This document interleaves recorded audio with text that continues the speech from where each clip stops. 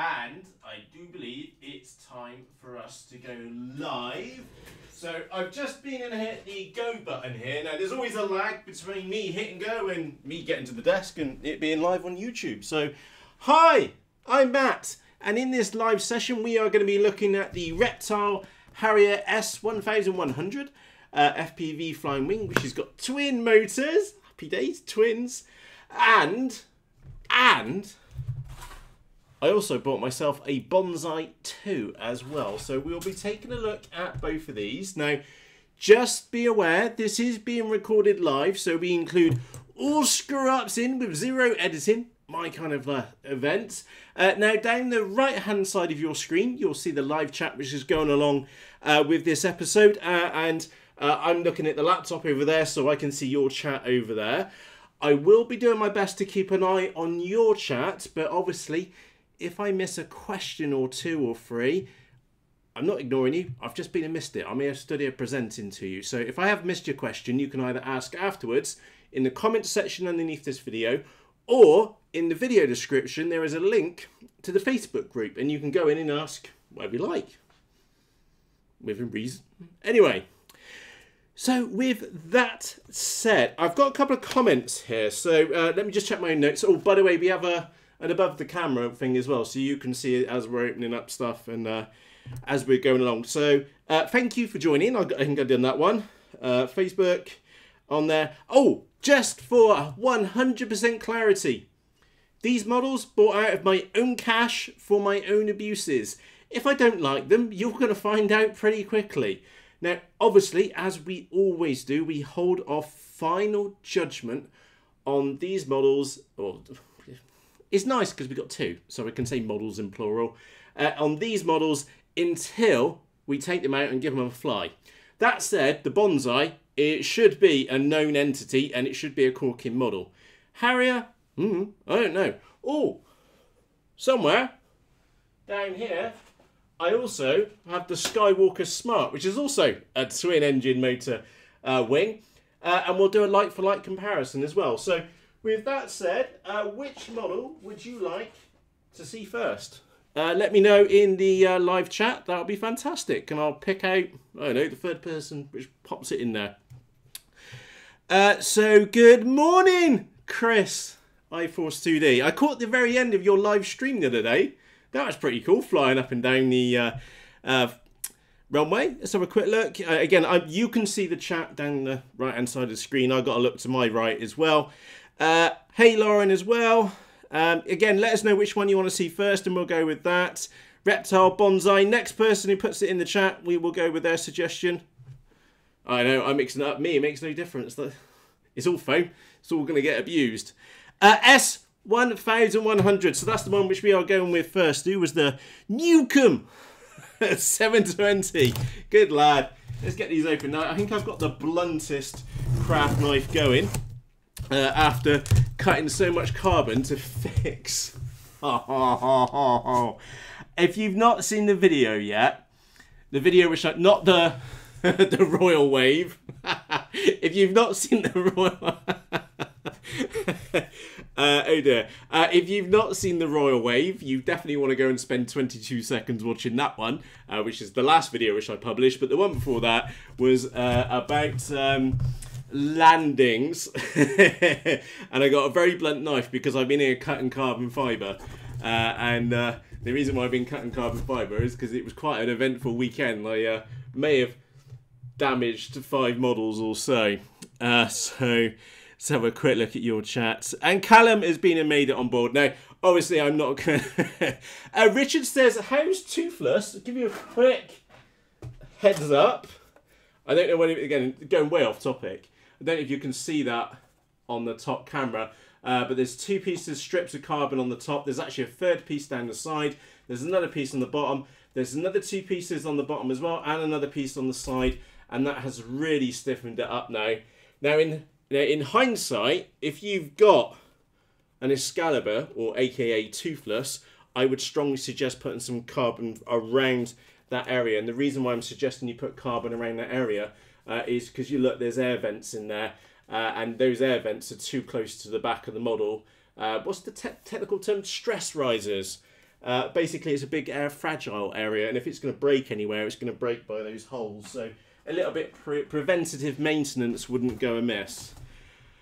That said, so we'll take a look at the Reptile Harrier S 1100. It comes with some stickers. Not really a big fan of stickers, so we're going to lob those that way.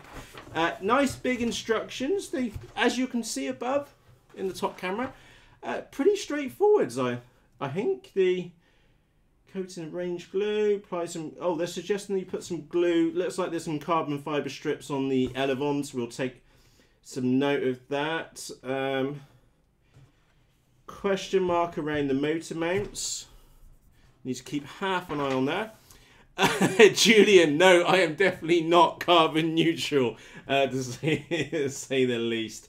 Now, there is a bit of a chit-chat on here. If this does come with a little board, okay, inside the box, so as you can see up there, if it does come on one of those boards, I guarantee you that I will not be using it. Now, I'm pretty sure in the plug-and-play kit version, it will come with a board and it will have a stabilizer in there. Now, I just want to put myself firmly in the camp, which is that stabilizers are absolutely brilliant. And I strongly suggest that if you're going to be FPVing, that, well, you already know this, stabilizers make it a far more enjoyable experience. So stabilizers are not cheating, they're a flying aid. Oh, and we do, I'm going to get straight to the point in here. Then again, this is the plug and play, no, this is only the kit version, because remember I bought this one out of my own cash. So I'll put my own components in there, rather than someone else's substandard ones. And we'll find out about substandard components in a minute with any luck. Well, without any luck, should I say. Yeah, so there's the board, which comes with the kit version. And it's not a stabilizer or a flight controller of any shape or form. All it is just two voltage regulator circuits, or BECs as you know them. So we'll get 5 volts and something else out of there. Anyway, I'm sure you just want to get on and have a look at the foam which we've got in here. So we'll get some of these bits out and I'll stick some over there. Paul says, evening. Any advice on 3D printers? Which one is best? Paul, I got a Delta printer, and I can only tell you, like, my experience with 3D printing and my Delta printer is that I really like it. And Delta printers tend to be much faster than normal just XY printers, and that's mainly my experience on it. But do go and do your research, and do go careful. The Creativity one, which has just been released. Well, it's been out for about 4 months, something like that.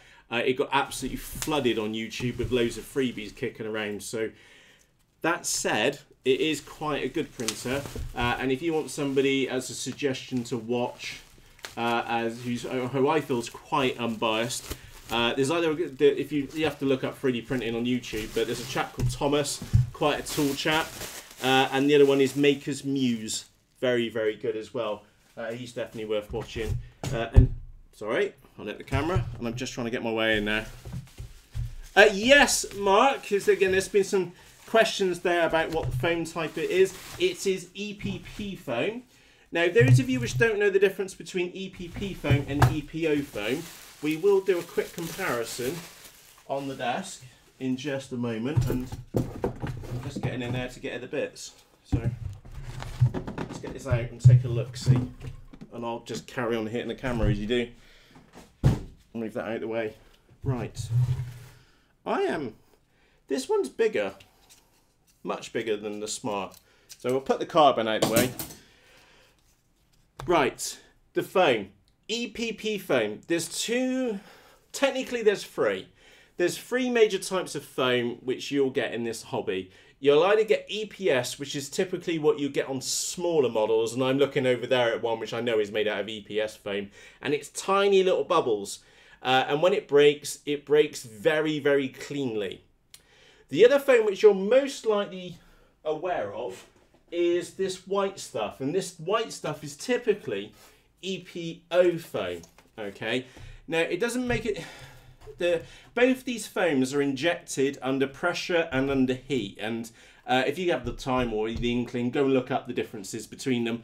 It's quite fascinating. Anyway, the point being is EPO foam is cheap and it's light and it's relatively, in inverted commas, durable. Okay, I am 100% sure you've come across this foam before.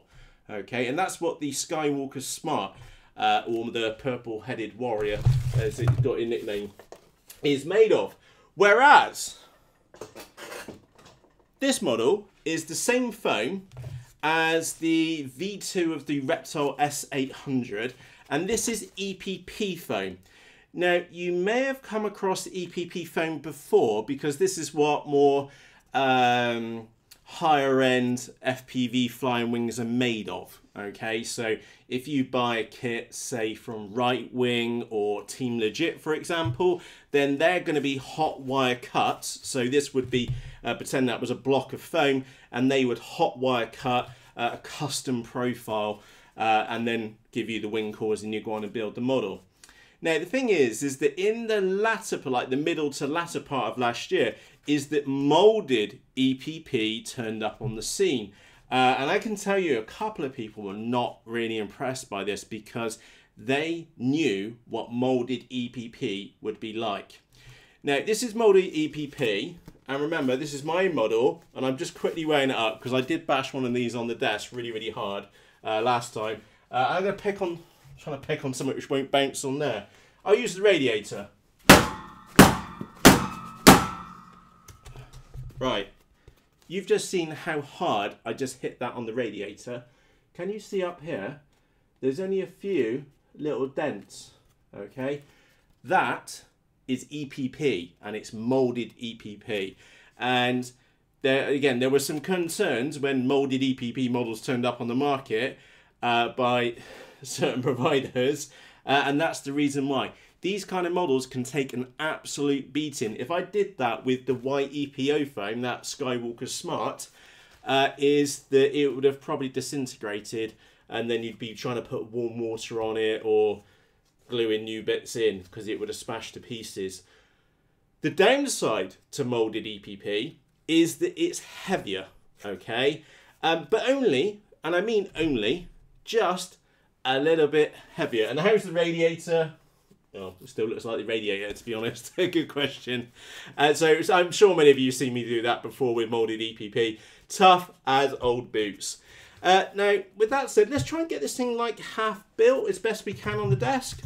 Because I'm kind of curious to see what it looks like. Now, actually, I know this is going to come up in a question, so we'll get to that in a moment. Why is there a... Hello, what's in here? Is that an Allen key? There is an Allen key embedded in there. I have no idea why there's an Allen key embedded in there. If you know, let me know in the comments, because I haven't got a clue. Oh, I do have a clue. It's because Reptile, who also make the Reptile S800, those of you which already know, what was it? Sky Shadow? I can't remember what the proper name of it was, but the S800, absolute brilliant wing, is that they use hex little bolts for different compartments, and I've just spotted there on the bottom, I hope you can see, just down there, look on the camera, hey, is some countersunk or little brass, not going to say it's brass looking inserts to screw in, and again those are not really in there flush to say the least. Whoever put those in there was obviously having a Friday. Anyway, let's get that. So I'm not going to put the carbon in. I'm just going to put this in roughly right. And then we'll have another nose at it. Now, that's actually, just looking at the bottom, that's kind of cool because you've got two bays, which means that you can put your ESCs at the back in their dedicated bays. And they are also decent sized bays. Now, I'm sure I'm going to get questions about sizes. So the bay is, I'll do from the inner pieces. And again, I don't know if you can see this on the camera. Like I said, whoever built this one was doing it on a Friday, because that little brass insert is flush. That one is up about 2 mils up off the side. So yeah, whoever built this one was doing it on a Friday. Anyway, size of the bay, in inches, 2 3/4 by 1 inch wide, and in English, That is 7 centimeters by 2.5 centimeters bays on there. By the looks of it, there's 3 of those kind of bays here at the back. So it does look like you have, and I've only just noticed this, you'll be able to see that on the camera. If you didn't want to run this with twin motors, for whatever reason, I don't know why, maybe it's special, is that you could just run a single larger motor in the back if you were that way inclined. Don't know why you would do that, but you could do. Anyway, let's go and get this laid up on the desk. Now this is, need to go and find that little craft knife, whatever I did with it. Get that super bloomin' blunt blade. Let's clean that one off as well. Now just have a quick look at your chat as I'm going through, and I will do my best trying to pause and answer any questions which you have as we go through.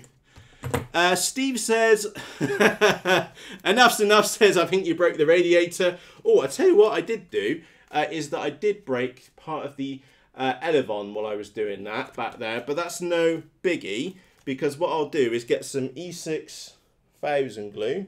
I'll show you, well, there's some goop glue. There, some goop glue, like so. I'll put that on the top and then just rub it over my finger, lick my finger or put it in some in a water and then wipe it on the top, and that will reinforce that surface. So yeah, whoops the daisy on my part. I'll tell you what, let's move the bonsai out of the way because we'll be taking a look at that in a moment. Now the one thing to note, compared to the, actually that's bit, I shouldn't be surprised, but that's actually bigger than what I was expecting. This is a 1.1 meter wingspan, which I think is 43 inches off the top of my head, or thereabouts. It's actually bigger than what I was expecting, if I'm frankly honest. Now, I want to do a direct comparison to the Skywalker Smart, which is that one there. And this one was, I did write on my notes. I did write some notes, yeah.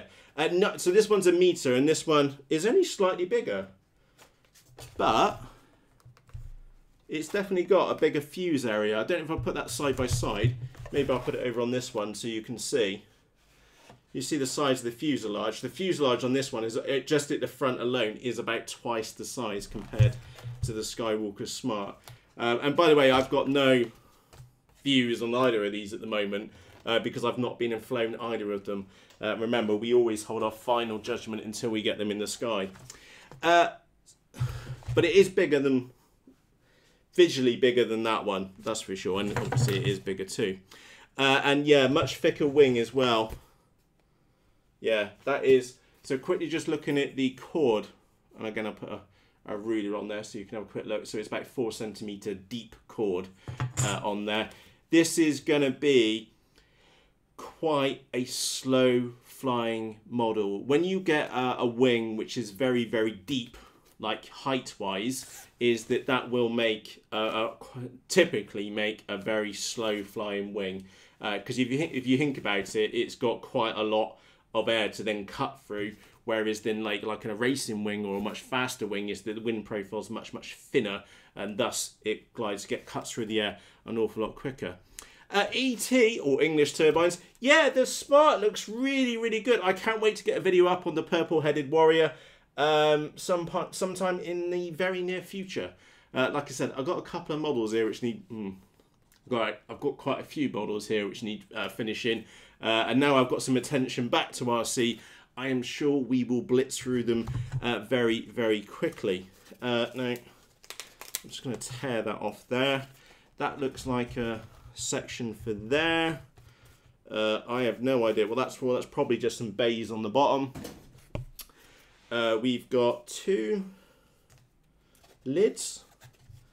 Again, I'm just here quickly hunting for the craft knife amount, because remember, this is my own model, so I don't want to completely screw it up. Quickly cut in there. Quickly cut in there too. Right, so you get 2 lid areas, he says. Yeah, 2 bays for the front section. Now, this is actually kind of promising, because those of you which remember the Reptile S 670, it flew great, but you had to cut out all this front section because they put a spar through the middle of it and completely over-engineered it unnecessarily. Whereas this one doesn't appear to be suffering from that. You can fit a nice big battery bay in there. And you do have two different nose sections which can go on the top. One with just a cut out knacker duct on the top, or you've got one here which would, you could put, say, a rung cam or a Mobius on the top. That would also work. Also, if you wanted pan and tilt, that could go on the top too. And again, I'm trying to keep that underneath the other camera for you.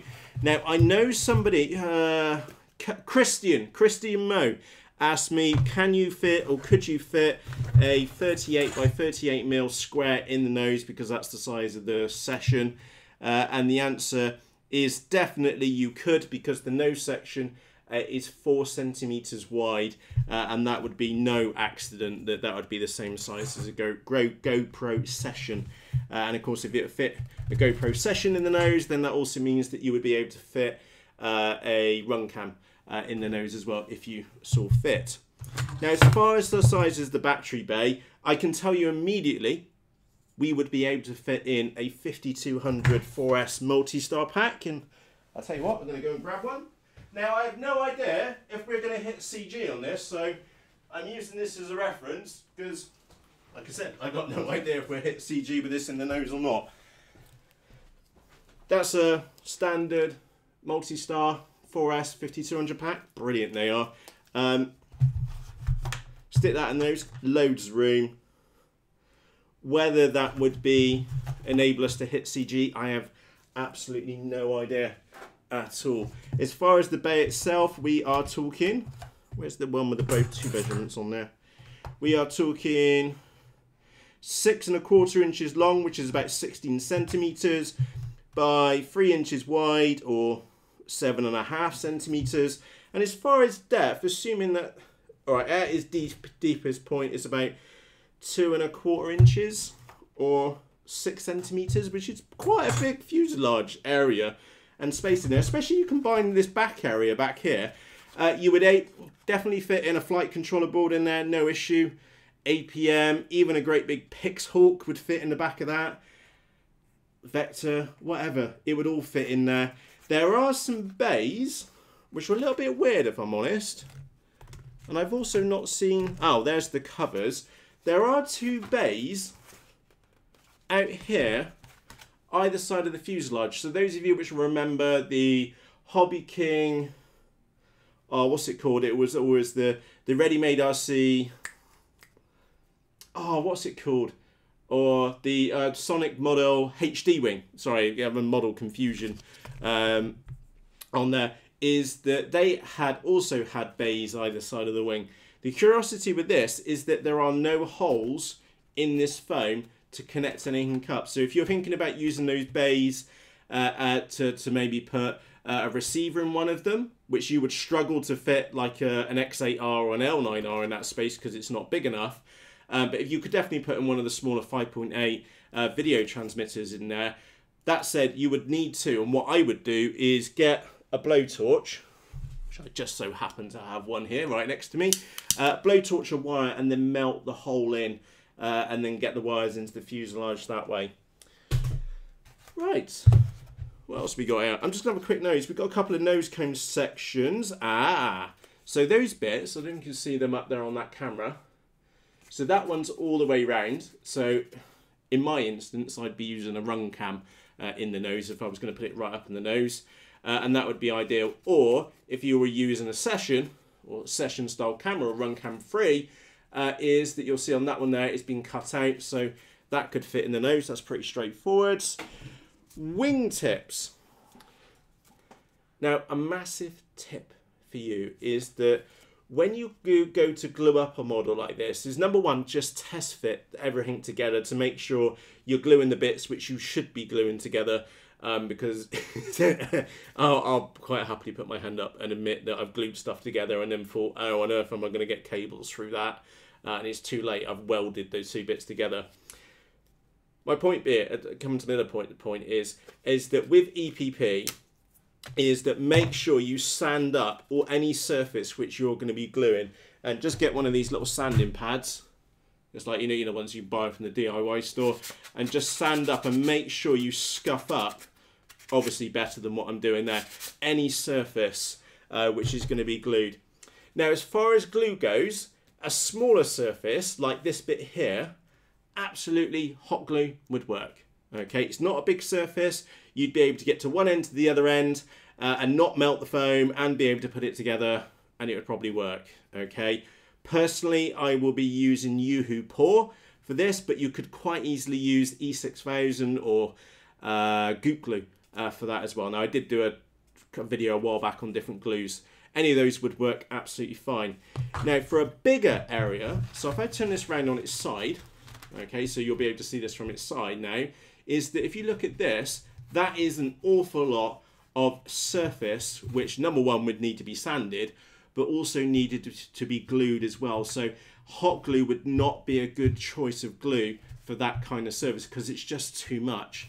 Instead, I would probably personally suggest Yoo-Hoo Pour. And the reason why I'm suggesting Yoo-Hoo Pour is because it's cheap, like £2.50 a tube, and it's a contact adhesive, and you're supposed to leave it for 10 to 15 minutes anyway, so that's loads of play time. Now, I'm sure some of you are going to ask whether you could have detachable wings on this, and my instinct is that yes, you would be able to have this as detachable wings. That's what my instinct is telling me. Whether that is true or not, so there's no clips or any markings on here or any method of attaching or detaching the wings.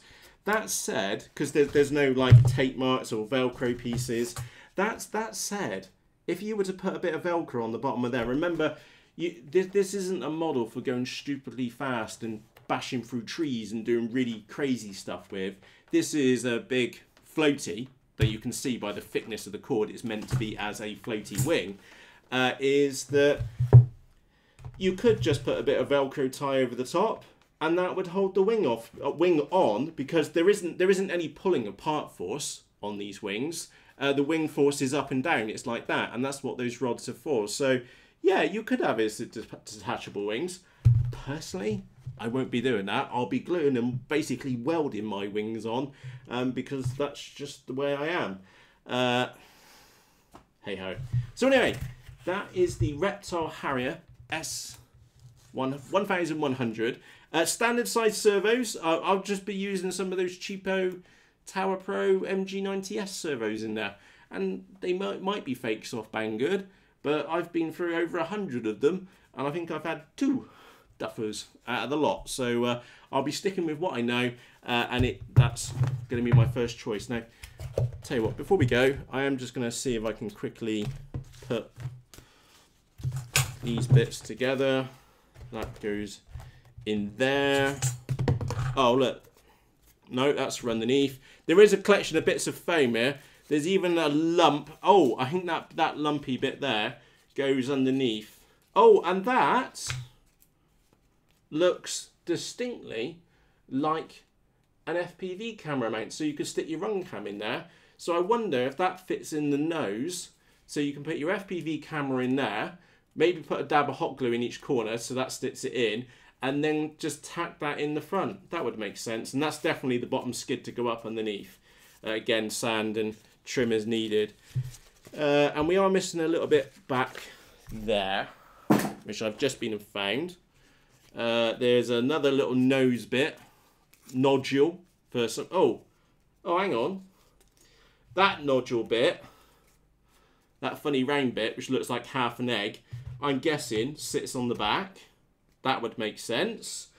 And that piece just there, I would assume sits in there. So both of these trays then can go in, and that holds that down, which would be nigh on impossible for them to mould, hence why it's a separate piece. And we do have another bit back here. So I'm just going to roughly put this together before we wrap this one up. And I'm trying to put all these bits of foam together in one box. And I'll also just quickly get this open as well. Ooh.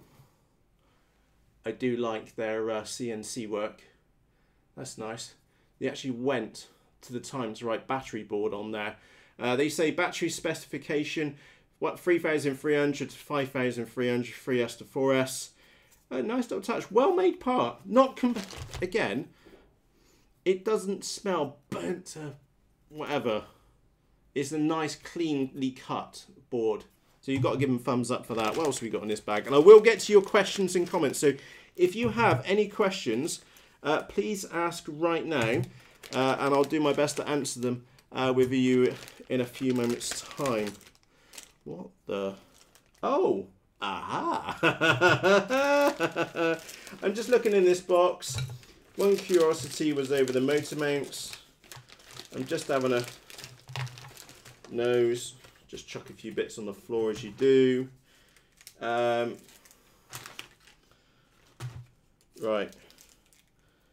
I don't know if I've been and misplaced this, but I can't, or I've missed the motor mounts in here somewhere. 1, 2.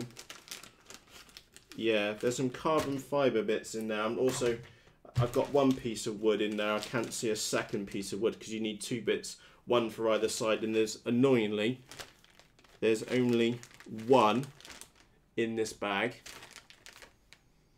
And I didn't drop it on the floor. It was only in a servo extension lead. So yeah, I'm actually missing a part.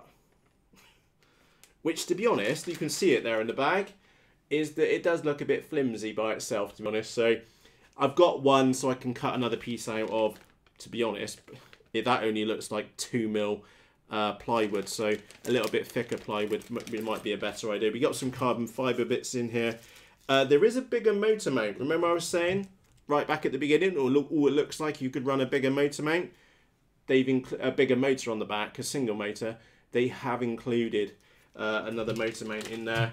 We've got a couple of trays and oh, those I recognise because they were right at the beginning. Remember we saw the instructions. Those get glued in the wing on there, and I like that. Oh, I also like it not only because you've got a piece of carbon on the top which helps pass the movement from your servo along the elevon surface, is that they have also been and included a slot there for a carbon rod or a glass fibre rod, and that was probably down there in the box which we had a few minutes ago. And I take it back, we do have all the bits because I've just found the other bit in my hand. So yeah, it's pretty straightforward. The control horns are not absolute rubbish. Push rods, not made of cheese. I think they'll be fine. They're acceptable. Now the one thing which I did just smile at is I've just been and spotted that. And I'm sure some of you have just worked out what that is. That is a clamping mechanism which would go up underneath here somewhere. He says, aha, in there, inside the wing. Okay, so on the cover over there, that's a clamping mechanism. So remember I was saying about using a bit of tape or some Velcro to hold the wings on, like the mini Talon where you've got the 2 little screws up underneath the wings to hold the main spar in, is you also have that on this one. So yeah, you can have these wings detachable, well, permanently if you want it that way. But like I said, I will be gluing mine on because it just makes more sense for me personally. Now, quickly moving at your chats. Newcomb 720 says not enough room for propellers. Now, this is actually, I think you've been and hit a nail on the head here, which is that with a model like this, is normally, if we think about the HD wing, which I think Andrew Newton, Sir Newton from Australia, literally just been reviewed, which is a fantastic wing, by the way. No, it was the Ready-Made RC Mako, and it was the HobbyKing Skyray. There you go, came back. I was having a blonde moment. With a model like that, or bigger models, is typically you would have a single motor at the back here. And because you're after like flight efficiency, then you maybe have like an 8-inch propeller, 9-inch, or even bigger, and a lower kV, because you want to keep the amps down so you can keep the model in the sky for much longer. Now, with this one, what they've been and done, same as the Skywalker Smart is they have been and gone. And actually, if you look at the Sky, I hope you can see this above. Yeah, you can. So with the Skywalker Smart, it's about, I'll get me ruler out. I'll get the crap ruler out. There's a good ruler. There we go. It is about, I'll line this up, 1.5 inches or 4 centimeters wider for the motors either side. So you go out, so you can go out an extra, potentially 2 inches on prop size. Anyway, coming back to my point. These models are, I would say, just designed to have 2 motors on the back. Now, I'm really happy that I've got the Skywalker Smart here. It's because if I just quickly put that down the middle, like so, and put that there, is realistically, on the Skywalker Smart, you will only be able to run a 6-inch propeller, okay? Now, if you're only running a 6-inch propeller, that kind of defines you almost into a Pacific KV, which is anywhere from about 2,000 to 2,300 KV. I think that's what I've chosen for these. They're 2,002. Those are 2,200 KVs, D2826, and they're 2,200 KV motors because of the 6x4, or I'll be running a 6x4 propeller on there. Jazzy says every inch counts. It does indeed, especially if your model's nicknamed the Purple-Headed Warrior. But there's an end cap on the top of it, and they give you this piece of purple plastic on it. It was like the worst colour which they could have chosen. Anyway, so that was the Skywalker Smart. We'll put that one down, and I got ourselves onto topic. Right, whereas this one, I'll just quickly do this by eye, and you can see me doing it above here as well. Is that, well, in theory, you could run a 10-inch prop, but in reality, you would want a little bit of space in between the propellers themselves. So the biggest size prop you would be able to fit on here for each motor, assuming you're using 2 motors, is a 9-inch propeller. Now, if you're using a 9-inch propeller, that does get you into maybe the Sunny Sky X2216 1250 kV motor range, because 9x6 on a 3S battery pack would be a perfect motor and prop combo for 40 amp ESC. That would be great. Pair of those on the back, really quite efficient motors. That would do 3S. You could then go down to maybe like an 8x6, though that would give you even more space in between the propellers. And again, there's plenty of bleed out there as well. Let me just quickly sanity check that a second. Yeah, your motor would be out there anyway, so yeah, you know, we're near the surface.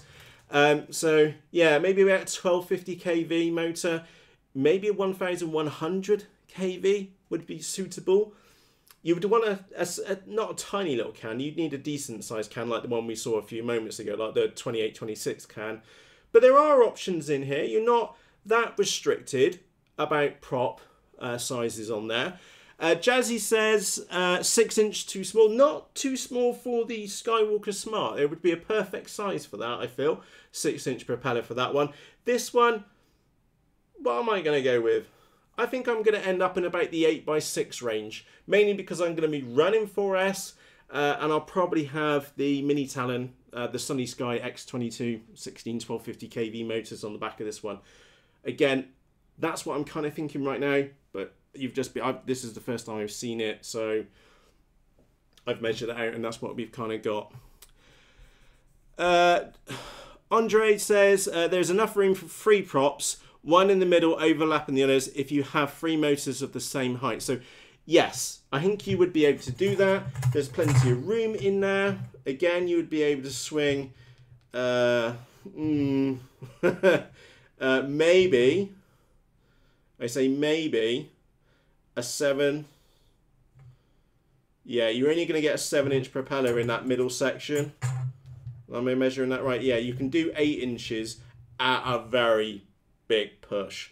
But the thing is then what you've got is one propeller overlapping in another propeller, and that could be counterproductive. So if you imagine you've got 2 propellers moving at different speeds, that could be fun. Not something which even me mucking around, I'd probably not do. Because yeah, you're going to end up with propellers fighting with propellers. That's not the best idea, because that one's going to be pushing, then it's going to be pushing these blade tips in. So yeah, you could do it, but you would probably want to make the decision when you're going to go for 2 motors or one bigger one on the back. I don't know. The choice is yours.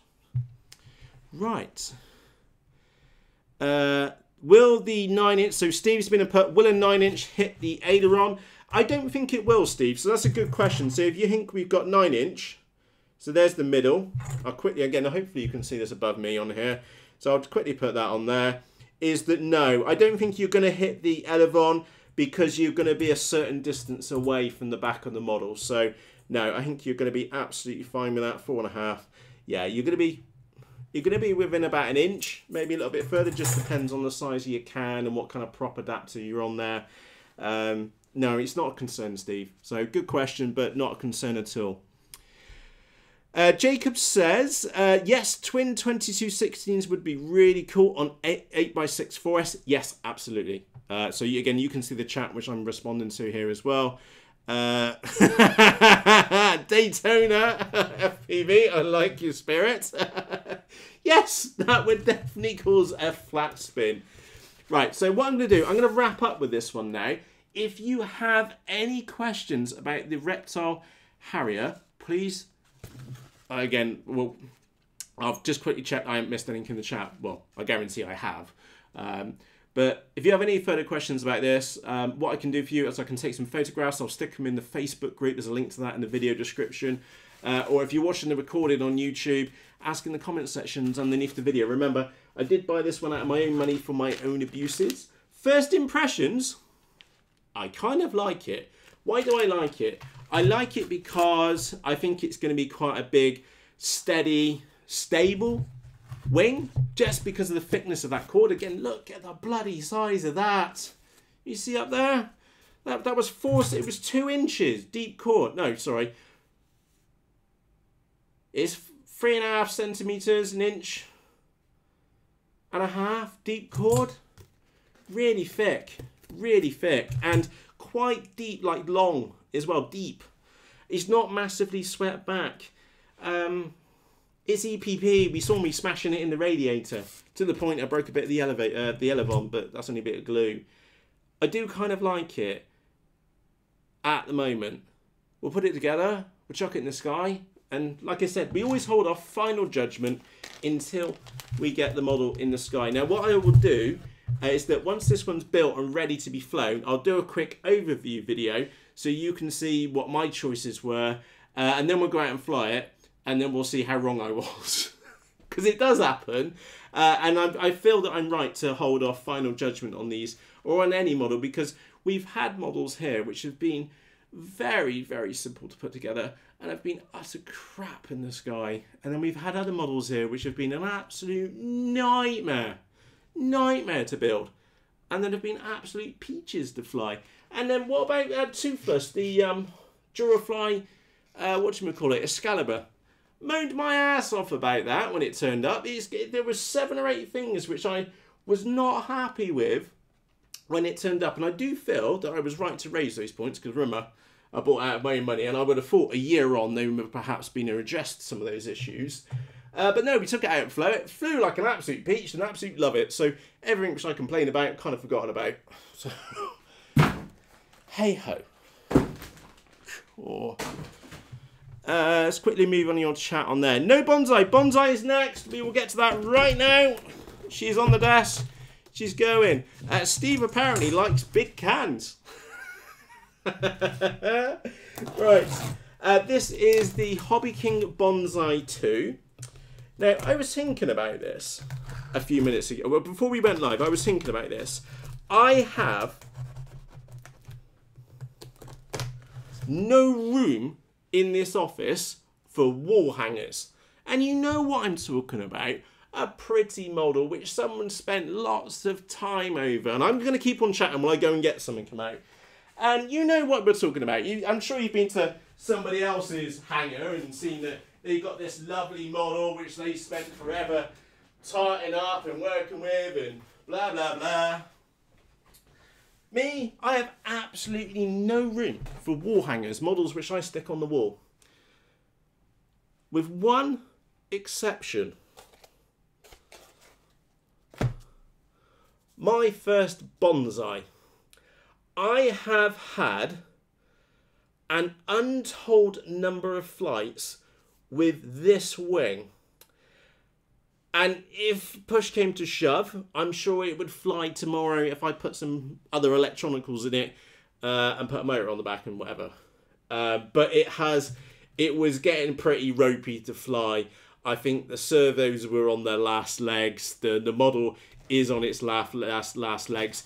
It looks kind of okay underneath the camera, but I can assure you it's had quite a lot of grief and it's still got cow poo on it. The only model which I have as a wall hanger in my office is my bonsai. And every time I look up at this model, I look up at it and smile. And the reason why I look up and smile at it is because I've had so many flights with it. And like I said, going back to just before we went live, I was sat there thinking about this, is that I'd only really just about learnt to fly when I bought a bonsai. And as such, it was not a good buying decision because it got seriously abused. I mean, seriously. Like I said, there's still cow pow on it. And I don't believe I should be sat here, or stood here telling you that you should not buy a bonsai wing until you've been past your first trainer airplane, maybe into your second one as well. And then only you should think about getting a wing, and a bonsai potentially is too small and too skitty for you. But the thing is that I don't want you, well, I would hate for you to miss out on so much fun which I had with this model. And this was my second, maybe third model, which I ever owned, the AXN, which is still down there. And I have so many fond memories with it. And it was an absolute bastard to fly to begin with. For somebody which was just a complete novice, I'd only just managed to hold a plane in the sky and wasn't stuffing it on every single flight. It was like almost every other flight. And I'd hate for you to miss out on that. So I have very good fond memories of this wing specifically. And we will get her out and we will fly her again sometime in the future. But for the meantime, that's the only one which is allowed a soft spot in this office for very good reasons. Because mainly, I would sit there, pockets, rammed up with 11 2S 1000 milliampere packs and one in the model, chuck it, fly it until I smash it up or it would fall out the sky because the battery's flat. Put that one in my left pocket, get another one out, and just stand there. I used to piss the old boys off, somewhat rotten, just being stood there on the flight line. In fact, one of the guys nicknamed me Another Battery Mat. No kidding, because I just stand there and fly it repetitively. I enjoyed it so much. So I've got really, and I mean this, really fond memories of a bonsai. And I'm a little bit concerned that they might have fucked it up. I sincerely hope that they haven't. So that's the reason why I bought one, is because I was mortified that the other thingy was retired. And I've just gone a little bit careful because there might be a receipt or something in there. So I'm just going to do that off the side. 41 minutes for a Harrier. Apologies, Mike. I did not think for one moment this was going to be a quick episode. And I'm pretty sure you didn't think it was going to be a quick episode either. Right. So that's my concerns about the Bonsai 2. Have they... Someone's been in here and someone's retaped this box. You saw me uncut that box that had not been in there. That was all HobbyKing sealed tape. And I've just opened this one up and that side's open and that side's open and that's been retaped. One thing which I would say, the tape does look like the same tape as the factory tape, so I wonder if that was redone in the factory rather than somewhere else. Sorry, I'm always paranoid when you open up stuff and it looks like it's been reopened. Ooh, happy days. I've gone for the, they called it the lime version. To be honest, it's piss yellow, but let's not argue. Right, anyway, let's quickly go to the... Right, I'm quickly moving to your chat. And by the way, you can see the chat down the right-hand side of the screen. I'm looking to my right-hand side so I can see your chat as well. Let me know, not a huge pop wing fan. No problems at all, fella. Let's quick have a look. On there. And Mark says the new G10 motor mount is fine. Is nice. Right. Steve says the CIA is checking out shipments for drugs, Matt. Yes. It's more like foam abuse, to be honest. Right. So a quick look. Looks exactly the bloody same, to be honest. So what have they been and changed? Apparently, they've been and changed the servos, or the servo placement, and they've been and changed the motor mount. So we're going to do a quick like for like. So this was one of the original Bonsais. So they definitely have been and changed the angle of where the servos are. So now and I like this, the servo is in direct. Let me get a rude. No, I've got a better idea. I'm going to get a set square out. Can you see? I'll put this on the top camera. Can you see that? The servo control horn is at 90 degrees to the push rod and the control horn on the wing. That is exactly what you want for maximum effectiveness. Also, they have not held back. Can you see the thickness of that control rod? Look at the bloody size of it. It's huge. That's like a 2.1 mil. And that's the good stuff as well. That's the really hard to clipper steel rod which they've been in used. Those are super meaty. Again, sorry to put that up on the camera. Those are super meaty little clevis which they've been put on there. Looks like glass fiber. Yeah, that's glass fiber control horns, which are not all the way through, but they have been glued in well. Now, let me just do a quick comparison. There's the standard size holes, standard servo holes for the original Bonsai, and if I put that at 90 degrees, so you can see that they've been and moved that around. I'm trying to do this on both cameras at the same time. They've been and moved those servos around by 45 degrees. Now, the negative to them doing that is they had to have now been and brought, and this is a consideration, especially on a smaller wing like this, so it's going to be very curious on how it flies. They had the opportunity to put the servo, and what they've been, I'm not going to argue with their decision because I think it's a good decision, but there is a downside to this, is that they have been and put the servo in the middle of the control surface. So that obviously gives you maximum deflection. So if you think about this, the original Bonsai here, is as that servo is pulling up, that does give this opportunity for this rear fin to bend downwards. However, on this one, sorry, I'm nerding out, leave me alone. In the middle, because they've got the control surface in the middle, you then get maximum deflection across the board. That, by doing that, they have been, and this is the negative, is that they have had to put the servo further out along the wing. Now, what negative effect would that have? Now, if you think about this for a few moments, if you have all the mass in the middle of the wing, when it comes to doing a roll, okay, if you think about there's half the wing, okay, it's much easier, I'll use the glue as the servo, okay, it's much easier to move the weight when it's nearer the center because it has less effect. So when you do a roll, it's not that easy to do. But what we've now got is the weight all the way out there, and thus this new V2 wing is not going to be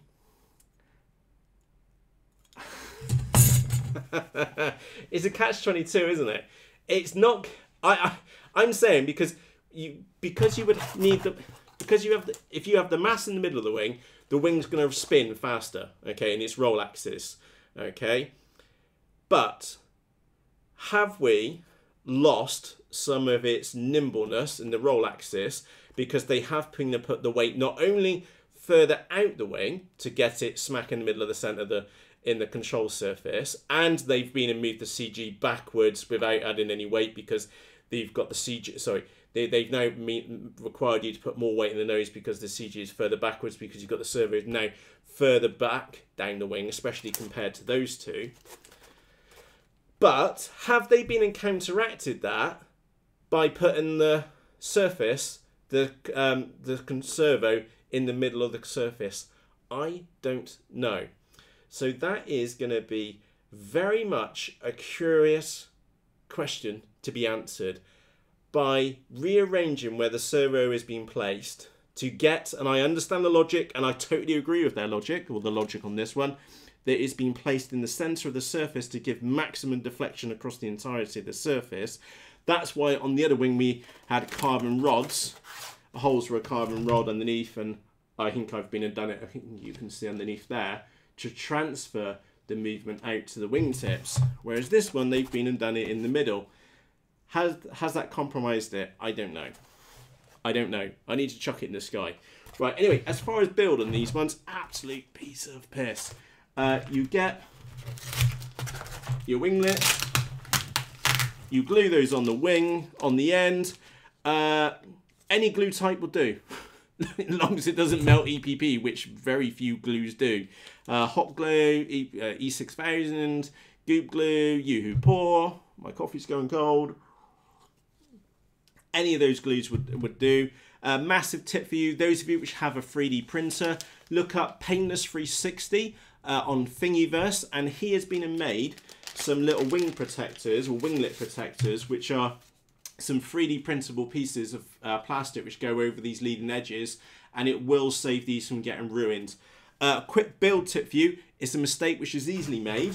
Okay, when it comes to a wingtip, okay, do not, so I'll put that there, okay, do not move your wingtip over the leading edge, okay, like that. It may look cool, but what you're actually doing is stopping the air running off the end. So if you want to be a true little professional, glue up your wing just like that, your winglet like that, and then cut off that end, okay, because that then allows the air to go all the way along down to the end. I won't interrupt it anyway. Besides that, carbon fibre or glass fibre rod, both sides of the motor mount. Now, to be frankly honest, I would have liked to have seen, I'll draw this on mine, okay, another piece of rod down there and down there, if I'm honest, all the way across the back of there, because then that gives it more rigidity. That said, it's in there very well. They have used servos with extended or longer, longer horns on them. It did come with the, what was it, the Yep 18 amp ESC, and it was I remember off the top of my head, an 1808 2400 kV motor. I forgot what brand it was. Anyway, good evening, Sean's, by the way. Joe says, I've got the Texumo. Happy days. Let's have a quick look on there. Big Chris. And again, I'm just trying to keep an eye on your chat as well. May laminate tips first. Oh, yeah, talk about the Texumo. Robs B says, moving the servos outboard will not significantly affect the movement of inertia of the model as a whole. Yeah, it's a curious one, Rob. It may make absolutely no bloody difference at all, but but it will make some difference. But is that whatever difference it made, is that counteracted by these little pushings not actually fitting in their holes? Oh, that's that's fun. Those of you which have already got one of these, did you have an issue? Can you see that? Right. There's the am I just being a girly and not pushing in there hard enough, or have all of these too long, or the holes too short? Yeah, it's not me. They're bullet connectors. You push them in, and that's what you end up with. You see, you've got about 4 mils of gap on them. I just want to make sure that's just not me mucking around. We're just rotating them in. No, that's not me. That's how they come from the factory. You would obviously want to put some tape over the top of those because you don't really want those shorting out. Anyway, that would fit in there quite snugly, one way or another. Then again, it's a flying wing, super simple to build. They have been included the obligatory useless tape. This tape, right, now I understand. They have been included a JST connector, ooh, with semi-decent wires on them, a JST connector or adapter, because the ESC which they provided is a on their website they say that is an XT60 connector. I checked literally 2 hours ago that ESC was supposed to have an XT60 connector, and I was about to tell you, oh, that's nice touch, they've been included a JST connector, but that was supposed to have an XT60 connector on there. So then you had the choice of two different battery types, of whether you had a JST one or an XT60. But they say XT60 on the website, but you actually get a JST, which is a bit annoying, but no real biggie. It's not the end of the world to cut it off and solder one on, but the description's wrong. You do get a bit of foam at the front, which you're supposed to stick on there and glue on the front, and then of course then trim out. You do get a couple of cable ties. Did have a couple of cable ties. This tape which they provide is absolutely brilliant, but not absolutely brilliant for use on a model like this. What I would personally suggest is, let me go and see if I can get out a tube of the E6000 glue, because I'm sure I've got some down here. Yeah, there we go. Right. E6000 glue. I'll put that up there. Costs about $4 off Banggood. Absolutely brilliant stuff. This stuff penetrates EPP foam. So this foam, you just literally take the lid off. In fact, I'll do it now so you can see what it would do. Right? So you can see that on the top camera.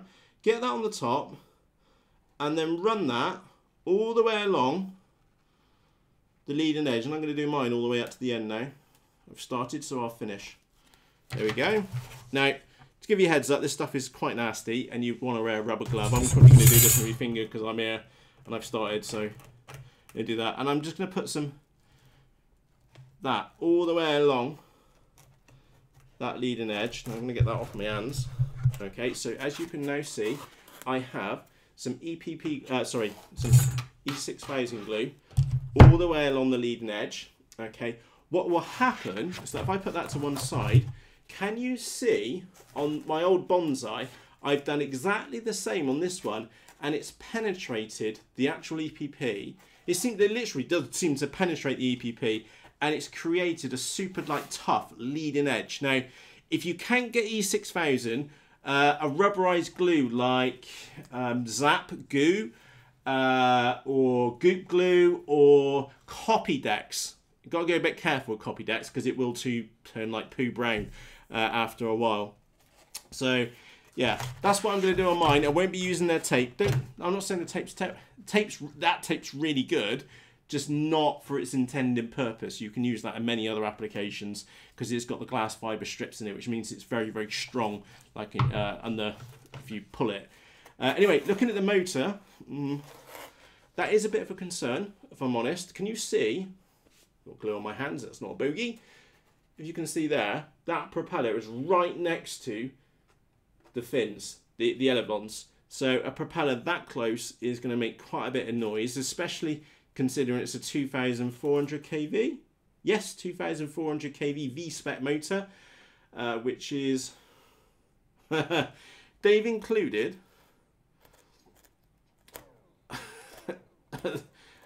that propeller's going the wrong way. I swear blind propellers are supposed to go to the right. Yeah, that prop's going the wrong way. They've included a clockwise propeller when it should be a counterclockwise propeller and counterclockwise motor. I know I'm being picky, but that propeller's the wrong way round. That's how they've been able to save a few pennies by using a quad propeller on the odd size, because you always have a... Anyway, that said, kind of like it. It's a very, very quick build. I raised a few points. Didn't have an XT60 connector as what it says on the website. I don't rate the tape at all. Complete waste of time. Instead, put some E6000 glue along the leading edge. We have that question mark around the surfaces on there. To be honest, it's not going to make that much difference. I'm sure it's going to fly great. One curiosity, which I do have, is that in the HobbyKing product video for the Bonsai 2, is that those guys were really ragging the nuts off it. They were caning it, the models around. But then I watched Lee Schofield from Painless 360, And I don't know if he was just taking it a bit easy that day, but it didn't look as fast. So that's the curiosity.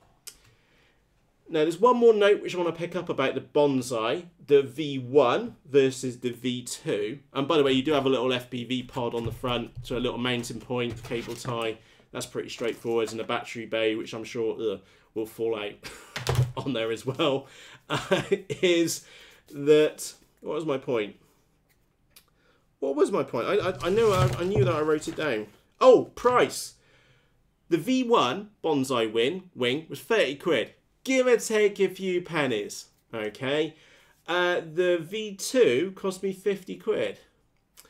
Now, the difference between the V1 and the V2, like parts-wise, besides a bit of a placement change, is that they did include 2 servos, which will say they were only cheap plastic geared servos, so in worst case, and I mean worst case, they're 3 quid each, so times 2, so that's £6 extra for those servos, and I bet they're plastic geared rather than being metal geared ones, and I doubt they're particularly high spec as well. You do get a motor on the back, so I'm going to put, say, 10, no, let's be fair, let's put 12 quid on that motor.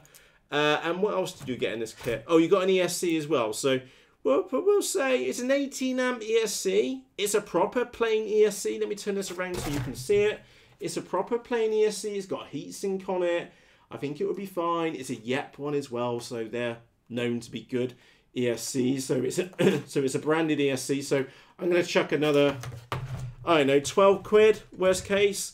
So what's that, 24? No, oh, hang on. Damn it, I kind of worked that out the wrong way. So we said 6 quid for the ESCs, 12 quid for the motor and the prop, and then another 12 quid for the ESC. So that brings us in at 30 quid. So the kit version was only 30 quid-ish, because I can't really remember. I always remember it was about 30 quid. And this one cost me 50 quid, which was £20 more. And I've got about the same amount. So I've said 30 quid more for the components, but it's only 20 quid more. So there are areas which it could have been skimped in. So yeah, is it value for money compared to the original? Yeah, it's almost like for like, because there isn't a kit version. You get the plug and play version-ish, but it's not plug and play because you have to do gluing and other stuff to it.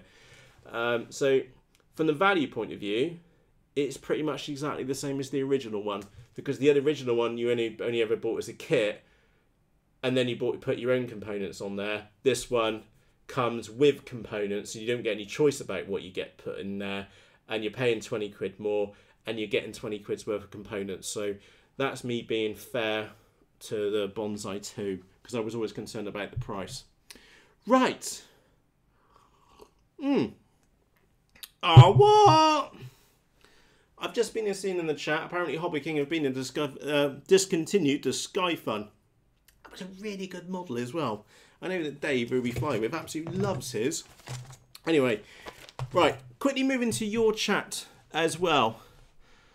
50 quid. Yeah, Andy, that's what I was just trying to work out. Is it really worth 50 quid? And I was comparing it back to the V1, and I think we're on par. I can't really complain about that, to be honest. The bit which I am going to complain about is that it would have been nicer if they included it as a kit version, so that I could have put extra carbon underneath the back, and I could have chosen my own components. But that said, we always hold off final judgment until we get this thing in the sky, because it could fly like a complete peach. We don't know until we get it in there. My big Skywalker was $50. Jesus. Happy days on that one, Lauren. And by the way, you can see the chat going down there. Right, and yes, I do believe there are some shipping issues with HobbyKing, because I know Bill, for one, has not been a happy camper in the Facebook group. And let's be fair, I'm normally the first one to whinge my ass off and stuff. Bill's been doing it for me.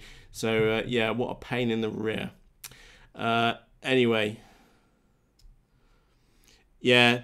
Again, you can see the chat going on there. Bonsai 2 is $70 plus shipping from the US warehouse. Sounds too much. That does also, to me, sound like too much.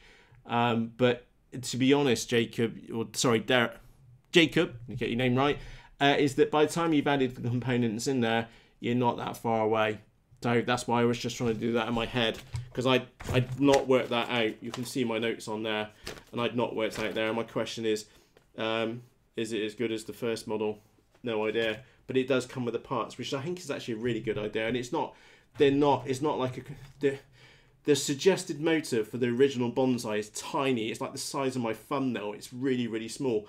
That is way better. That's about 3 times the size of the suggested motor for the original Bonsai. So it should have a little bit of welly to it.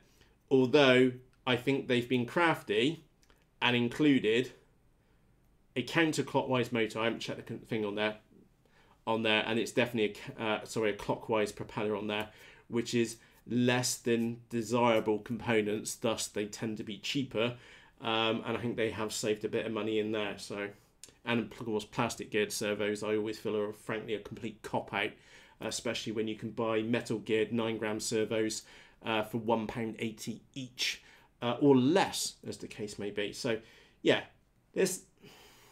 I don't know. Let's hold off final judgment as we get this one in the sky. If it's half as good as the original, it'll be good.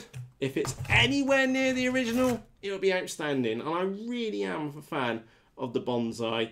And by the way, the Bonsai is available. It comes underneath several different names. It's also from the same manufacturer. And you can also get it as the pop wing as well. So just be fully aware, Bonsai 1 discontinued. Unavailable. They're not making it anymore apparently. So there's Bonsai 2 available, which is frankly exactly the same model. They've just made a few tweaks to it, which they're welcome tweaks, to be honest. You've got a flat pad at the top for an FPV camera on there. You've got a carbon fiber back motor mount section, which, to be honest, I would like to have seen another carbon rod or a glass fiber rod, any other rod further back, as well as the one which they've been included. The motor isn't completely crap, which they've been, well, I haven't spied up from what I've seen so far in other videos. That hasn't been completely crap. And I do like the placement of the servo in the wing, and we had that chit chat about whether it has caused issues with roll rates and things like that. So we'll see. I am used to a Bonsai which is absolutely skitty to the point that it's very scary to fly. I hope I can get this one somewhere near that. Right. Right. Oh, Kevin's got a Mark 1 brand new inbox under the workbench. Good lad. I had a spare here for a very, very long time. And I've got one there, which is my original one. There's another one poked up in there on the side. And I had a spare in a box. And I didn't kill either of my other two. And I ended up selling my spare one to Craig for 20 quid, I think. Anyway. Right. So a quick look. Brilliant. Happy days on that one, Smooth Virus. Right. On that note, it is time for me to go. I am getting a little bit high as a kite from the glue. Glue like E6000 you should really use in a well-vented area. Not in an office where it's quite warm. Stinks. With that said, that is the Bonsai 2. That was the Reptile Harrier S1100. Apologies, it took us 40 odd minutes to get to the Bonsai. Bonsai cracking wing.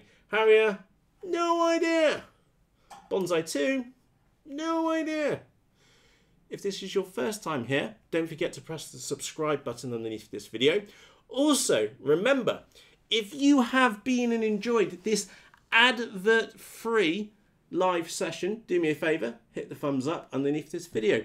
If you have any questions or comments about any of the models or anything which we've been discussed here live in today's live event, please just ask, and you can do that either in the comments section underneath this video, or you can nip across to the Facebook group. There's a link to that in the video description, and ask away, in short. Remember, these models were bought out of my own money for my own abuses, and for 100% clarity, the links to these, both of these, which are in the video description, are affiliate links. So if you use them, you will be supporting this channel, something which I like to be 100% clear and transparent about. So with that said, it's time for me to go. I'm off. Les, I'm glad you enjoyed it. Thank you very much for joining me. I'm off now. If you're out flying today, have fun flying. To be honest, give me an hour. I'm going to be sound asleep. It's almost night time for me here in the United Kingdom. and I'm going now. Thank you very much for joining me. Cheerios! Got to find your way back to the desk now. There's foam everywhere. Right, there we go. Cheerios!